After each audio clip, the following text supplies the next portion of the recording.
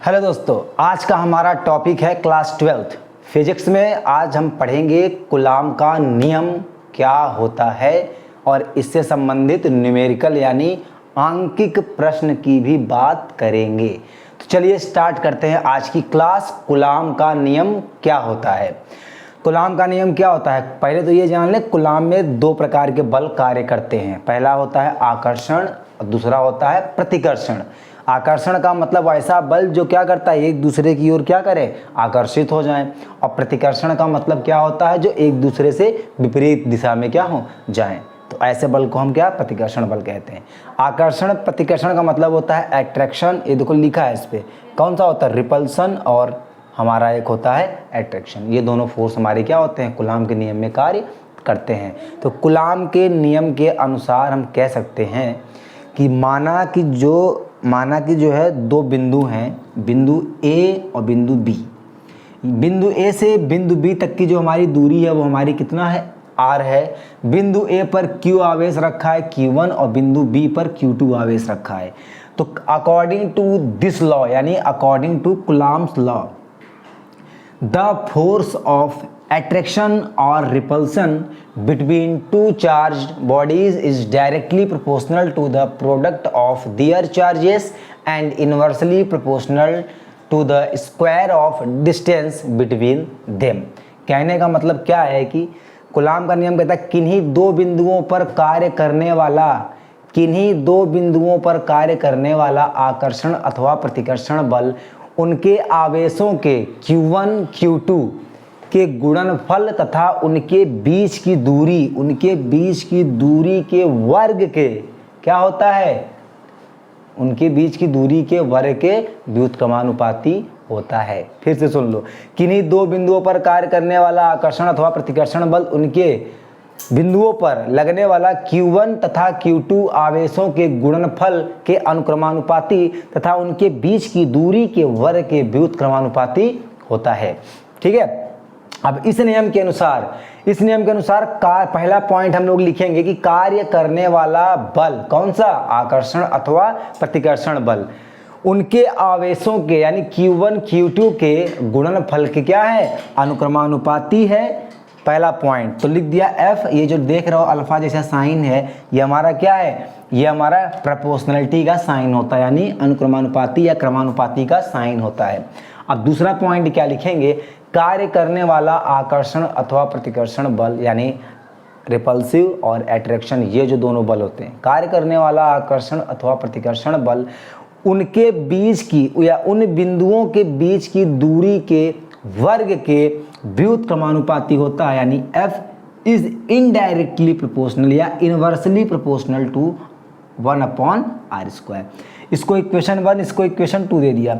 अब देखेंगे from equation first and second यानी समीकरण 1 व 2 से जब इनको मिला देंगे तो बन जाएगा F proportional to the q1 into q2 upon क्या बन जाएगा, r²। ये बन गया।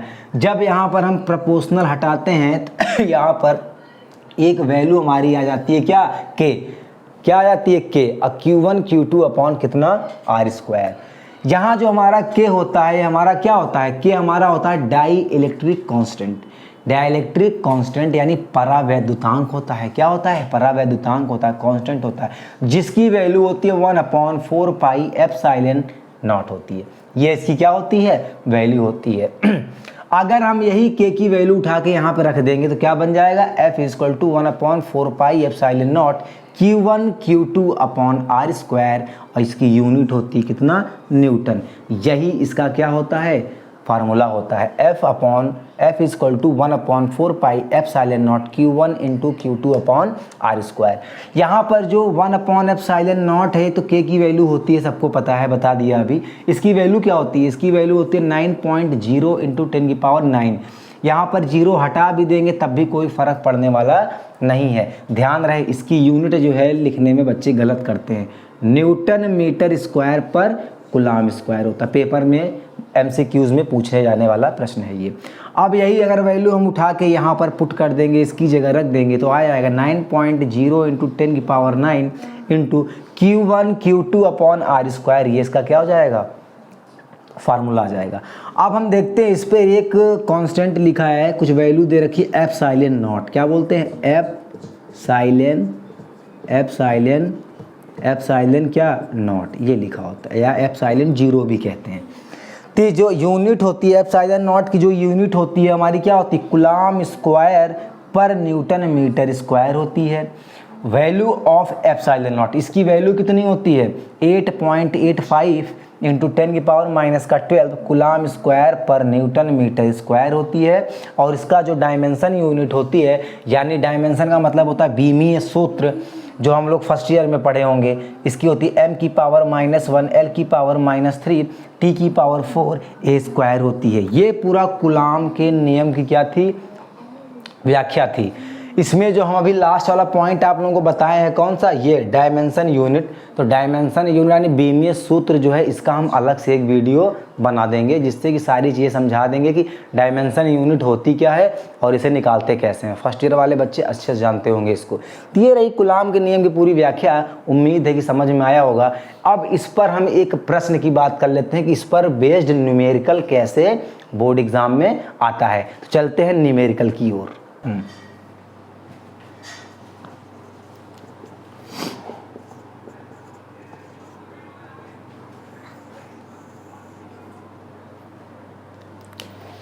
चलिए देखते हैं न्यूमेरिकल कैसे पूछे जाते हैं। ये बोर्ड एग्जाम में पूछा हुआ प्रश्न है, और कैसे, मैंने ये केवल इसीलिए बता रहा हूँ इसको कि कूलम्ब का नियम जो होता है उस पर न्यूमेरिकल आखिरकार कैसे होते हैं, उस पर सवाल कैसे आते हैं बोर्ड में। देखो लिखा है इस पर, वायु में एक दूसरे से 30 सेंटीमीटर दूरी पर दो छोटे आवेशित गोलों पर क्रमशः 2 × 10⁻⁻7 c का मतलब कूलम्ब हो, तथा 3 × 10⁻⁻7 कूलम्ब आवेश है, उनके बीच कितना बल लगेगा।